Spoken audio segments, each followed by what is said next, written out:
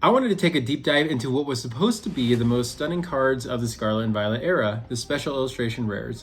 These cards are usually the crown jewels of any collection, featuring breathtaking artwork and incredible detail. From legendary Pokemon to fan favorites, these rares are truly a sight to behold. Why do some of these cards not hold up? How come a Special Illustration Rare sometimes doesn't feel hard to pull or rewarding? Well, let's dive into the reasons we see a wide range of prices and popularity, and then go through every SIR ranking by cost so far in the Scarlet and Violet era. Welcome back, everybody. Richard from Rich Pokebets here. How's it going? If you guys are liking the content, make sure to hit that subscribe button. But as you heard in the intro, today we're going to be going over the Special Illustration Rares in the Scarlet and Violet era. So what is a Special Illustration Rare or an SIR? In the Sword and Shield era, we had alt arts or alternate arts, which you'll hear me go back and forth saying. And these were the top dogs of the set. So everybody wanted these pools. Some of these pools included the Blaziken V Max, the Gengar V Max, the Giratina V, and the Moonreon, to just name a few. These cards were first introduced in the 5th mainline set of the Sword and Shield era, Battle Styles, where they saw the Sleepy Tyranitar and a few others. In the Scarlet and Violet era, the Pokemon Company wanted to switch up the rarity name from Alt Art to Special Illustration Rare, and also include more, which is the first reason we have a lot of SIRs at such a low cost. In the whole Sword and Shield era, excluding promo cards, we only had 78 alternate arts, or on average about 8% just looking at the sets that contained them. And the only reason this is high is because Evolving Skies is Evolving Skies. It had to have 17, you know? So far in the Scarlet and Violet era, we have 82 Special Illustration Rares, or just over 10%. These cards are supposed to be rare. They're supposed to be special, right? But reason number one we feel they don't hold up to alternate arts of the Sword and Shield era is because they are just way too common. Which brings me to my next point, pull rates. It's one thing to add more Special Illustration Rares in the Scarlet and Violet era than alternate arts in the Sword and Shield era, but it's another to also make them easier to pull. On average, alt arts had a pull rate of 1 out of 159 packs, or the equivalent of 1 in every 4.5 booster boxes you got in alt art. Yeah, those are some pretty dark times. And in the Scarlet and Violet era, the first 3 sets were the polar opposite. So we actually saw that in booster boxes, you could open 1 SIR on average, and in some rare cases, actually get 2 Special Illustration Rares in one single box. Although pull rates for SIRs have increased in more recent sets, have become more difficult in sets like Temporal Forces and Twilight Masquerade, the average pull rate is still 1 out of 42 cards, or 1 in every 1.2 booster boxes. So basically, on average, you could pull about 4 Special Illustration Rares at the same rate it will take you to pull 1 alternate art. Absolutely crazy. And although for someone who is trying to easily master a set, this is incredible news, but for overall price and rarity, this is going to have a negative effect. The next and last reason why Special Illustration Rares are tanking in popularity and price is because of the fact that they contain both Pokemon, or EX cards, and trainer cards.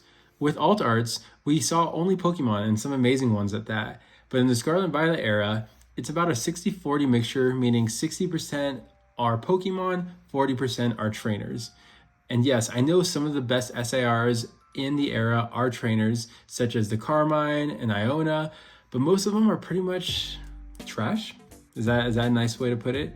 In fact, the average trainer SIR is almost half the cost of an average Pokemon SIR. So with these reasons, we see why Special Illustration Rares have not lived up to its name.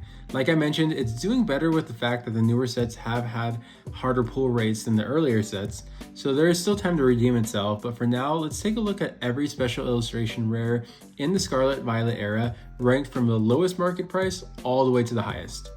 So at number 82, we have Poppy from Obsidian Flames.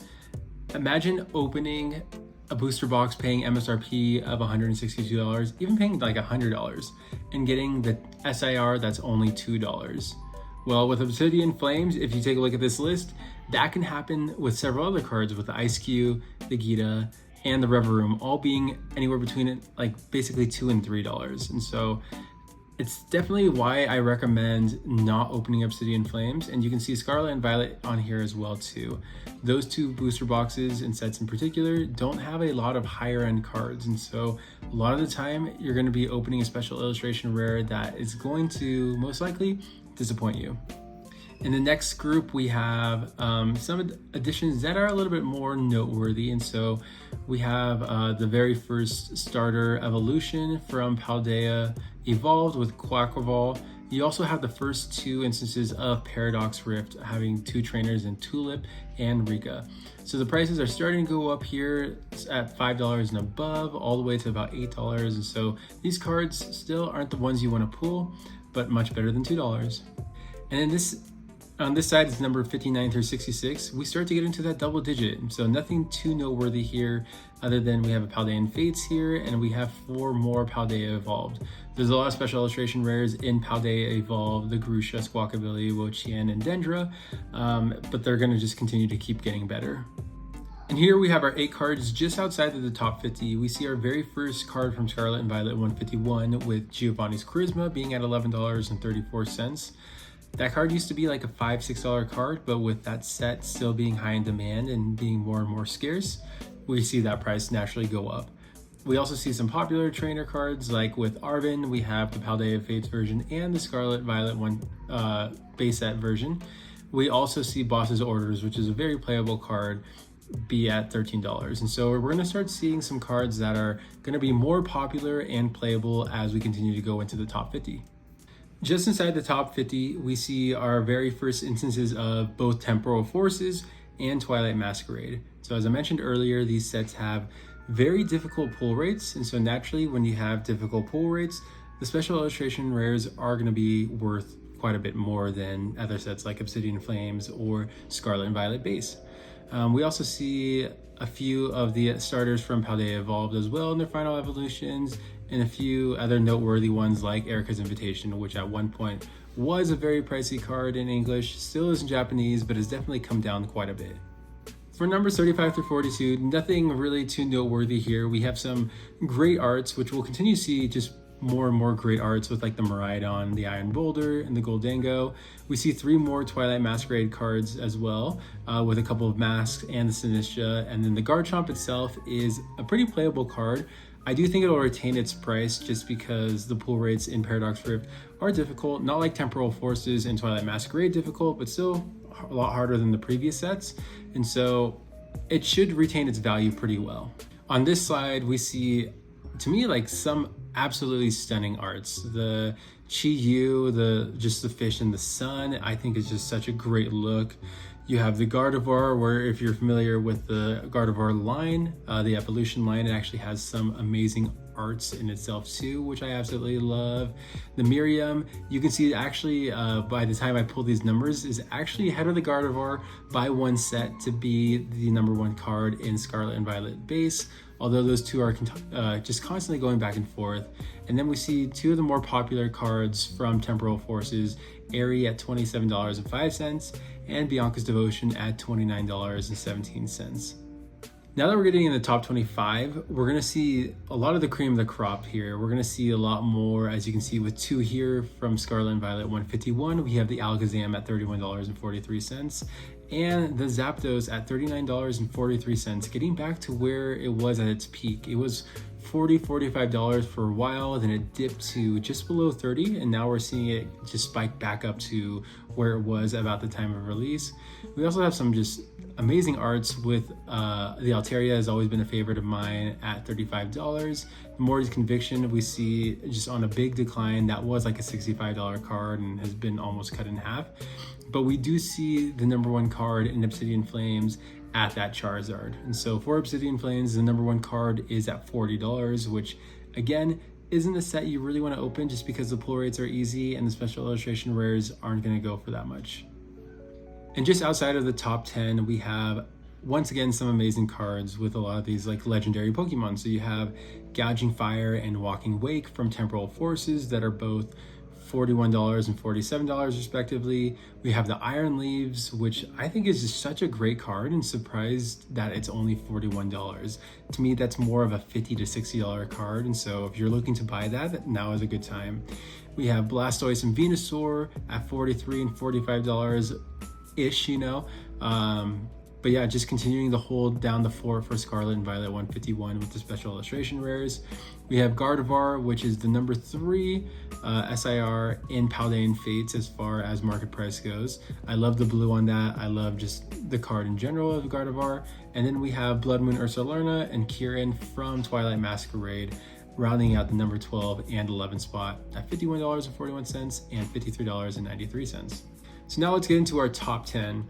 At number 10, we have Roaring Moon at $54.08. This is the number 1 chase card in Paradox Rift right now, and I think it's just hurt a lot by Scarlet and Violet 151. It came out, I think, just over a month after Scarlet and Violet 151, and so there wasn't a ton of hype around Paradox Rift.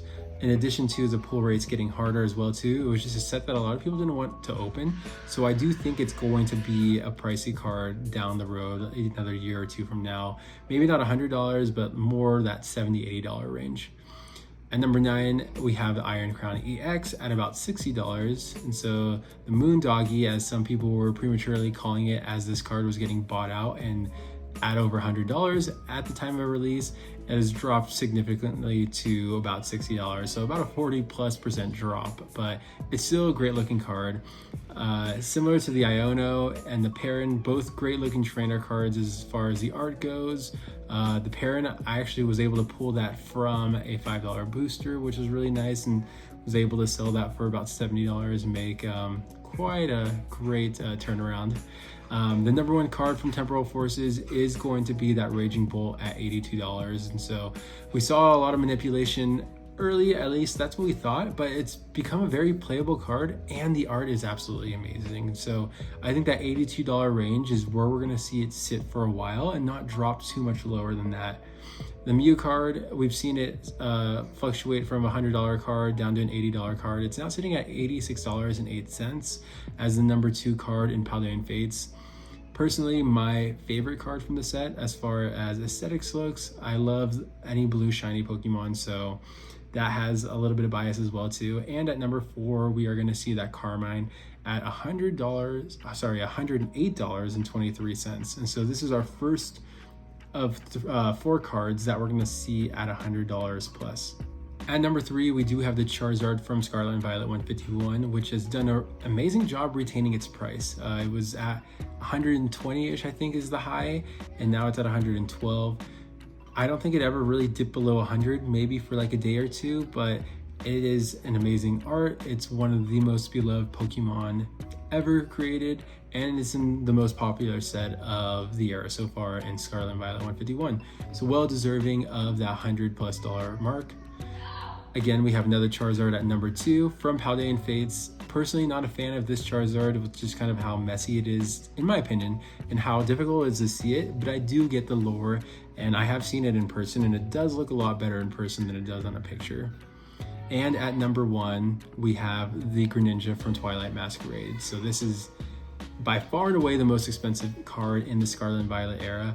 I do think it's going to drop probably closer to that $150 mark as we just go on in the next month or two. But it is a great looking card. Personally, not my cup of tea, but I totally understand if you absolutely love this card. So in total, the special illustrations come out to $2,429.85. The average special illustration rare is $29.63, with the median being $18.46. If we were to break this out by set, I'll just leave this up. You can take a screenshot or pause the video if you want to see it, but just a few things to call out here is just Twilight Masquerade is by far and away the highest value of SIR, followed by Temporal Forces. Again, those have to do with pool rates. But if we were to look at medians, Temporal Forces is actually, I think, is number 1.